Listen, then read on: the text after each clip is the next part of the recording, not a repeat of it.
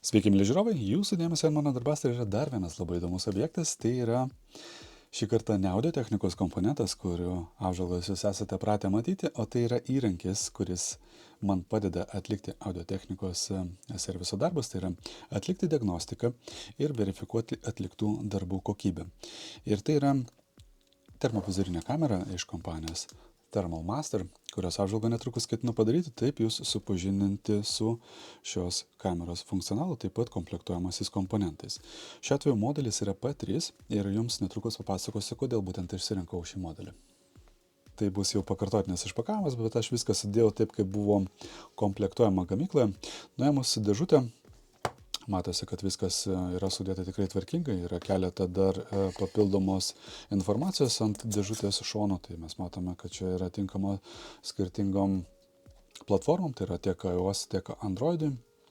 Mes matome, kad yra galimybė iki 8 mm makro režimą naudoti, tai vėlgi labai fainas yra sprendimas ir būtent tai, ko man reikėjo šioje termovizorinėje kameroje, nes kaip matote, fokusavimo spektras yra pakankamai platus nuo 8 mm iki 80 m tu gali sufokusuoti vaizdą. Taip pat yra tas vadinamas Super Air Resolutionas, čia toks upscale'as, leidžiantis matyti didesnės rezoliucijos vaizdą, na ir temperatūriniai režimai, iš principo čia daugmaž yra standartiniai, iki 600 laipsnių gali būti naudojamas, nuo -40 iki 600 berods yra taip.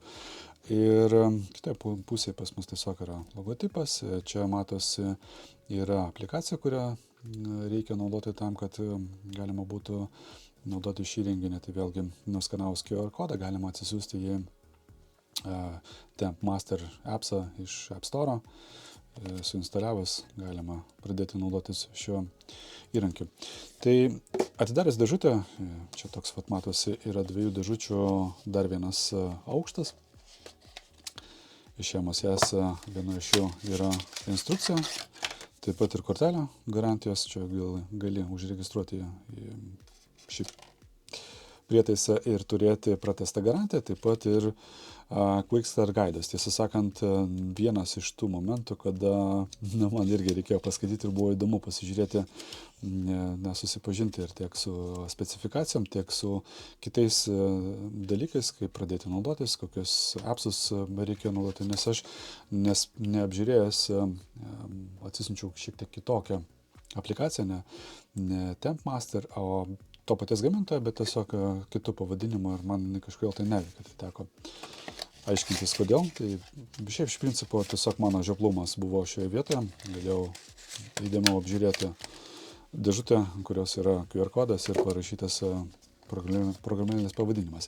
Toliau pas mus yra USB laidas, kuris yra universalus, turintis galimybę naudoti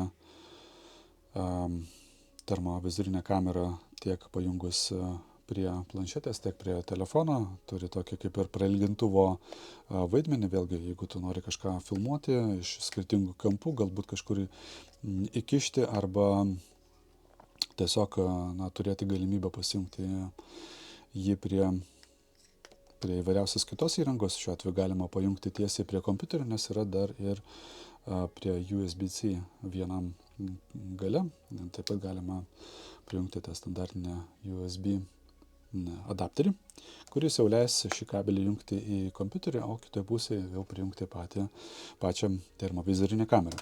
Termovizorinė kamera, matosi, yra patalpinta į tokią fainą tokį dėkliuką, kuris turi užsegimą iš šonų, kaip fainai tarp kitko yra padarytas ir pats įpakavimas, nes matosi, kad yra padaryta niša netgi štai šiam logotipo formos tam užsegimui.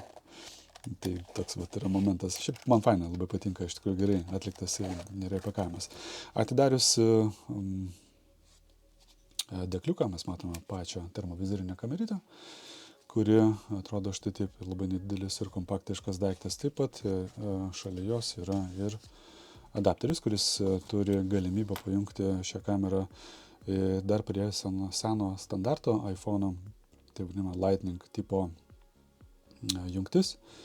Ir kitoje pusėje yra Type-C. Šiaip bendrai ši termovizorinė kamera turi Type-C jungti. Tai jungus ją, mes dabar galime jungti į senesnį iPhone'ą arba štai taip galima jungti tiesiai į naujesnį iPhone'ą, kuris jau yra su Type-C jungtimi. Taip pat ir visi androidiniai įrenginiai gali būti naudojami. Daugiau, ką mes čia daugiau, mes iš principo čia neturime. Šiaip dėkliukas tai labai fainas yra, tokį įsidėjai į kišenę ir viskas, ir gali keliauti, tau nereikia kažkur tai neštis lagamino, kuriame būtų tas pats portatyvinis termovizorius. Čia tiesiog užtenka įsidėti tokį į kišenę ir tau visi pakankamai patogus yra visur.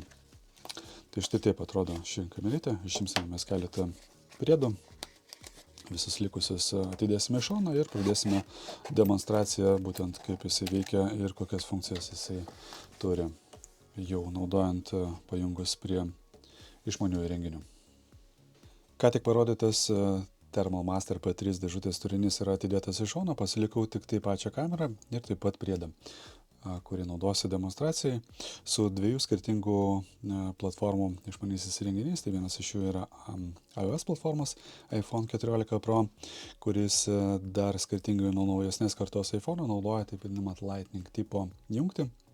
Tam naudosiu tokį priedą, kuris yra kartu komplektuojamas, ir Android platformoje esantis Huawei Pura 80 Pro išmanusis telefonas, kuris yra naudojamas šiuo atveju bus be papildomų adapterių, nes turi Type-C prievadą. Tai galėsim pasižiūrėti, kaip ant vienos ar kitos platformos atrodo kameros aplikacija ir valdymas visas. Ir dar prieš pajungus jį prie išmanių telefonų, tai trumpai dar pasižiūrėsime, kaip atrodo pati kamera, jos išvaizda, taip pat surinkimo kokybė.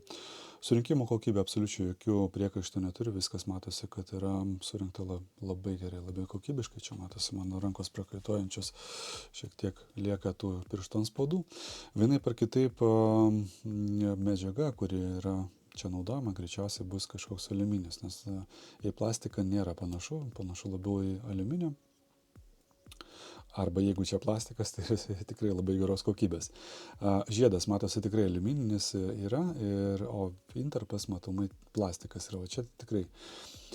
Pats žiedas, jis padeda atlikti tą vadinamą rankinį fokusavimą, turi labai malonų tokį apsunkintą pasukimą, tai yra taktilinis jausmas tikrai yra puikus.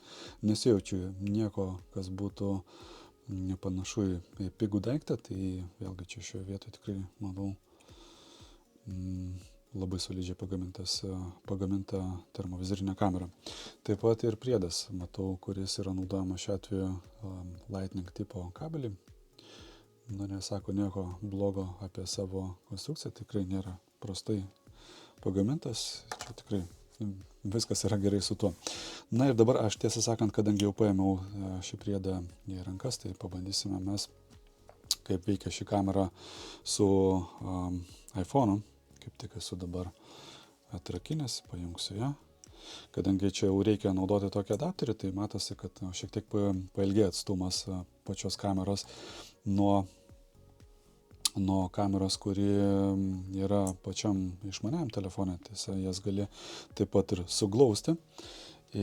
Naudojant štai tokį kabeliuką, tu tiesiog jį pasijungi ir gali pridėti tą kamerą kartu su išmaniajame esančios kameros pozicija. Tai vėlgi padės geriau supozicionuoti vaizdą tuomet, kada tu nori matyti vaizdą, kurį fiksuoja termovizorinė kamera, tuo pačiu metu telefoną. Mes netrukus galėsime pamatyti patys.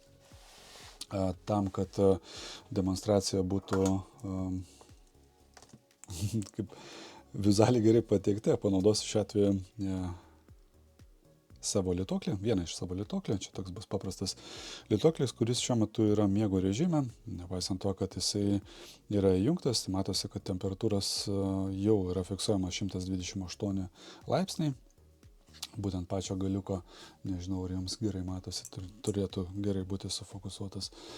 Ir pradėsime nuo bazinių tų funkcijų, tai yra būtent paletės pačios pasirinkimų. Tai čia yra taip vadinama white hot, tai kuri rodo karščiausias temperatūros vietą, būtent balta spalva žymima. Po to yra black hot, Tai mes turime jau kuo tamsesnis spalva, tuo šiltesnis yra objektas ir tuo pačiu metu Iron Red, man šitas ko gero vienas iš labiausiai patinkančių, taip pat ir Red Hot irgi labai praverčiantis tas vadinamas spalvų paletė.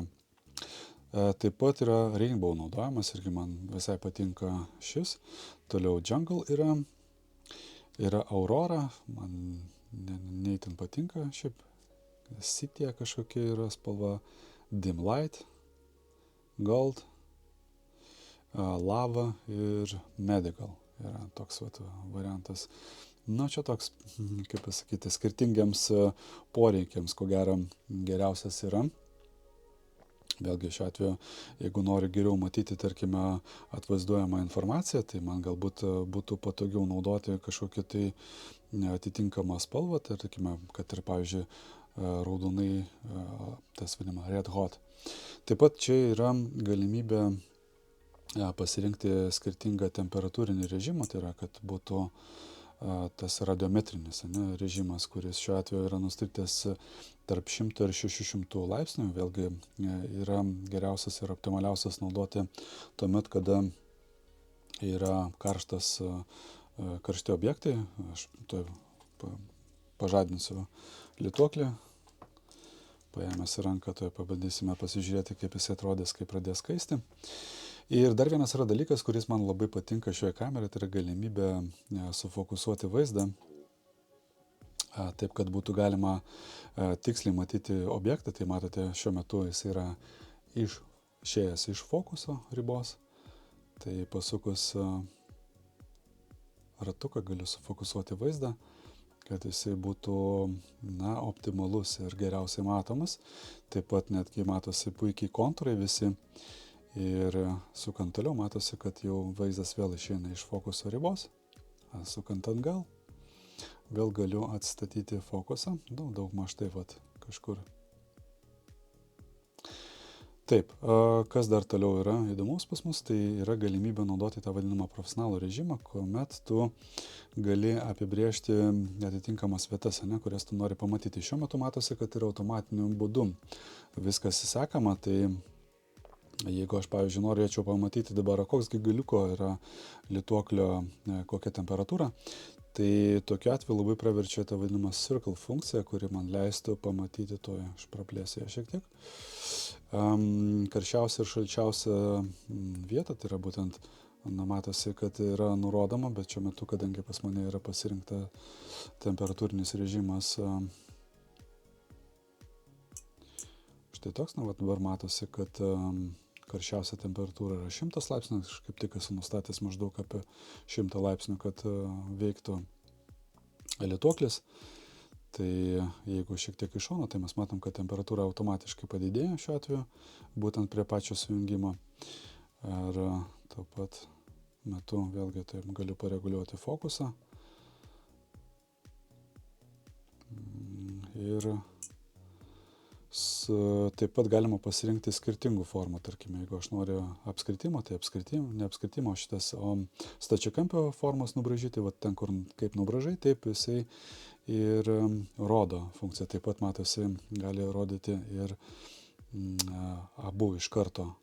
Taip pat yra linija galimas irgi variantas, tai gali prabraukti liniją ir taip rodo temperatūrą, kokią tu nori išmatuoti. Tai šiuo atveju matosi pagal liniją tik tai šalčiausią ir karščiausią tašką. Taip pat galima pasirinkti spotą. Tai būtent konkrečią vietą nukreipus gali rodyti, kokia temperatūra yra tiek galiukas, tiek pati sujungimo vieta, kur antgalis yra įkišamas. Ir taip pat galima visą tai nuimti. Taip pat galima pasirinkti skirtingas spalvas, kad rodytų, tarkime, pats tekstas, kad būtų, paimkime, tarkime, raudoną, ne?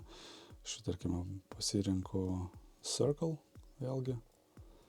Tai rodo informaciją raudona spalva. Jeigu nori pasirinkti kokią nors, pavyzdžiui, geltoną spalvą, tai gali geltoną rodyti. Čia tik tai nepatogu yra man pasirinkti. Tai žodžiu, tam yra reikalingas. Ir žinoma, viską galima nuimti ir tiesiog matyti, kaip atrodo vaizdas paprastai, be jokių papildomų žymėjimų. Aišku, geriausia yra pasirinkti, kuomet automatinis yra naudojamas režimas. Taip, auto, entry, all, davat. Tai aš turiu dabar per centrą patį ir automatiškai atliekamą matavimą. Čia yra režimas, kuris leidžia pasirinkti, ar norima nufilmuoti arba nufotografuoti. Atliekamas matavimas, tai mes galime nufotografuoti arba galima nufilmuoti, leisti. Čia galima nufilmuoti su garsu, su viskuo, tai žinoma, po to peržiūrėti savo įrašus, kuriuose galima matyti nufilmuotą vaizdą. Gal aš šiuo atveju pabandysiu pakeisti į kitą šiek tiek režimą, kad būtų vaizdas netoks klipinantis, sakykime taip.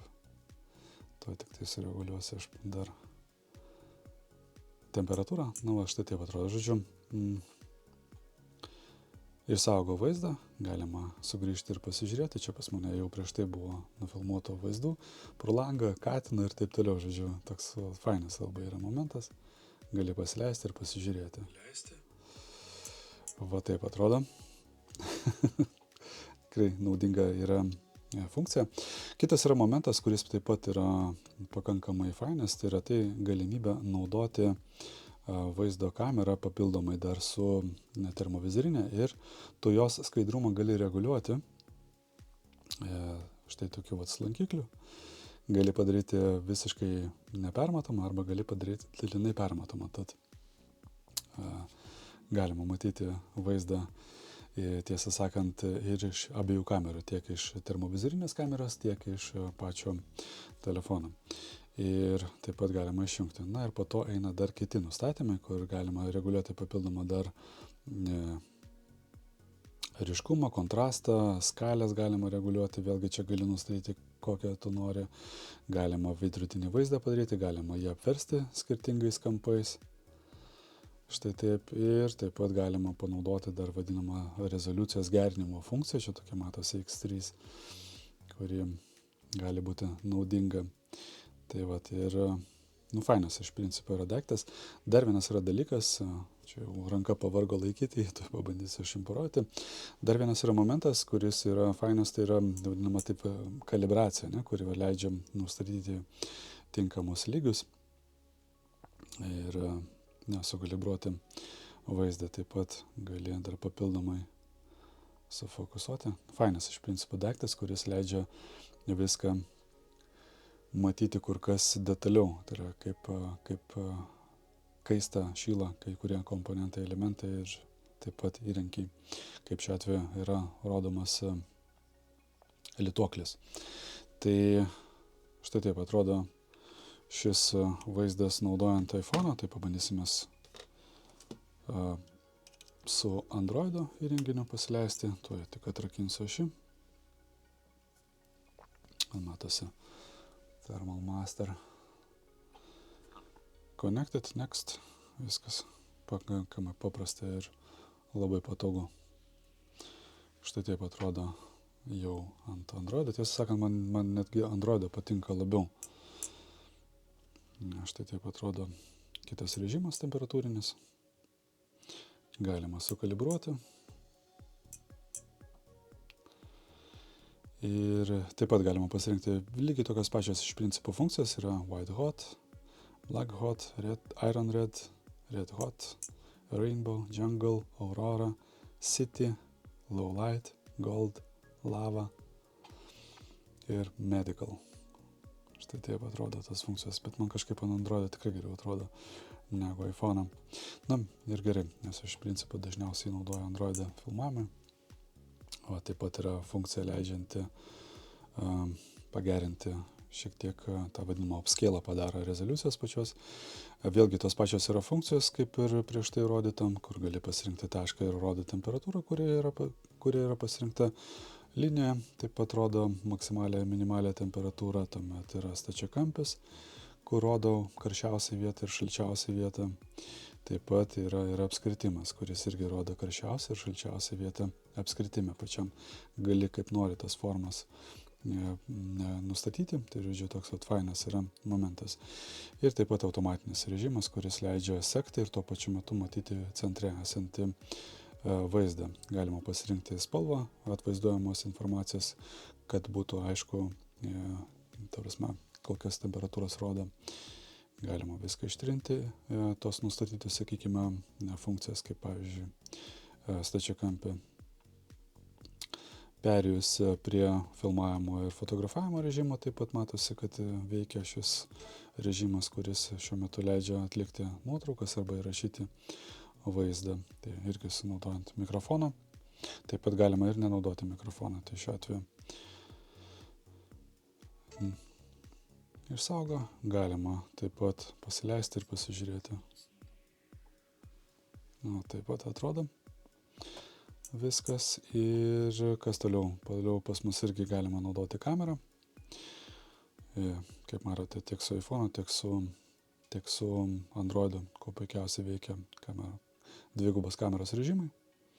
Taip pat galima priartinti. Čia matosi naudojama yra skalė priartinimo. Ją atitolinti.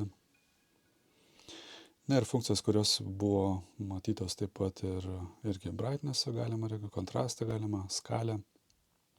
Įjungus ją galima matyti temperatūrinius režimus, nuo kiek iki kiek pabandysiu aš pakeisti kitą radiometric mode, kuris rodo temperatūrą nuo -20 iki 150 laipsnių. Galima pafokusuoti šiek tiek ir mes matom, kad karščiausia šiuo metu fiksuojama temperatūra visam vaizde yra 135 beveik laipsniai. Tai va taip atrodo vaizdas. Tiesa, aš šiek tiek pamelavau, sakant, kad -40, -20, 150 matau. Yra skalė nurodoma temperatūra matavimo. Ir taip pat galima pasirinkti automatinį režimą. Taip pat čia yra papildomos funkcijos, vėlgi tokios kaip, pavyzdžiui, apsauga nuo perkaitimo, nuo tas vadinamas kitos funkcijos, tai perėsim per nustatymus. Device details, vėlgi atsinaujina tarp kitko irgi automatiškai, jeigu reikia softas, kaip tik prieš filmavimą patį kamera pati atsinaujina. Tai image settings, taip pat mes galime matyti, tai aš gal taip pat paversiu, bus patogiau matyti tas automatinis šuteris, video recordingas, sound switch'ų, split screen'as irgi gali ten reguliuoti kaip nori. Tuomet temperatūriniai settingai, tai mes matom temperatūros unitas, Fahrenheitais, Celsijais gali pasirinkti. Kas ten toliau, temperatūriniai aliarmai irgi gali nustatyti, aukštos ir žemos temperatūros aliarmus. Taip pat gali korekcijas įvesti, čia irgi viskas yra nurodyta vandens, žemės, ten medžio, stiklo ir taip toliau. Tos pačios korekcijos gali būti keičiamas. Ir toks yra fainas aparačiukas. Matosi, kad šiuo metu jisai atpažįsta modelį kaip Androidą pajungtą. Jeigu kažkas nutiko, galima factory resetą padaryti ir taip toliau. Žodžiu, labai yra naudingas daiktas. Ir kartu su tuo, aš tiesą sakant, parodysiu dar ir keletą tokių vizualinių panaudojimo būdų, kuriuose man teko išbandyti šitą termovizorinę kamerą, kur esu atlikęs servisą ir po to verifikavimą.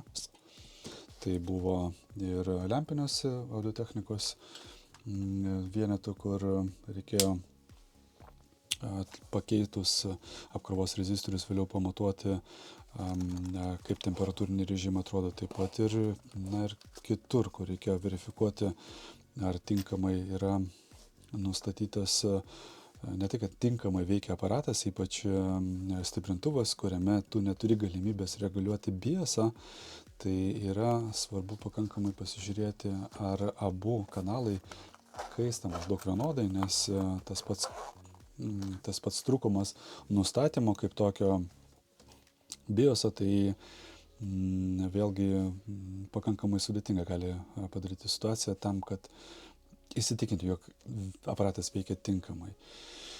Ir tai džiaugiuosi, kad turėjau progą jums parodyti tokį daiktą, kuris iš tikrųjų yra fainas ir naudingas.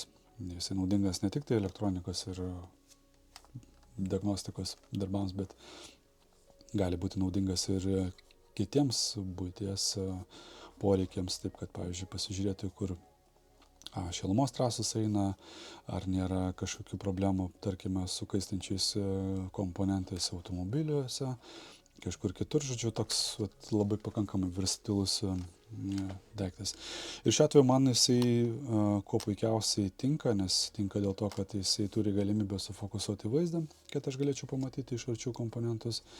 Ir man taip pat nėra būtina turėti jį kaip standalone, kad aš jį naudočiau tiesiog be telefono, nes vėlgi, kai dažniausiai naudoju filmavimo telefoną, tai tuo pačiu metu prijungti kamerą man yra kur kas patogiau. Tuo pačiu metu toks sprendimas yra pigesnis negu tas vadinamas standalone tipas, kur yra portatyvinis įrenginys, nes ten jau reikia naudoti jau baterijas, reikia naudoti ekraną, korpusą, kuris taip pat galėtų būti apsaugotas ir nuo drėgmės poveikio, ten kažkokių kitų. Vėlgi čia toks daiktas, kur jau naudojamas yra profesionaliam poreikiui ir tuo pačiu metu apsaugotas papildomai dar nuo aplinkos poveikio atšiauraus. Tai šiuo atveju toks daiktas ant darbastalio,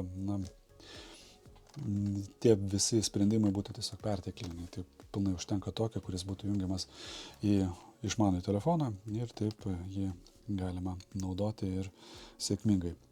Tai ačiū, mėly draugai, už dėmesį. Mes ką tik su jumis galėjome susipažinti su Thermal Master P3 termovizorinė kamera. Aš kaip ir esu prieš tai žadėjęs, jog periodiškai filmuosiu įrangą arba įrankius, kuriuos aš naudoju savo kasdieniniams darbams, mano darbastalė, kurie yra. Tai taip ir šį kartą padariau tokią vieną iš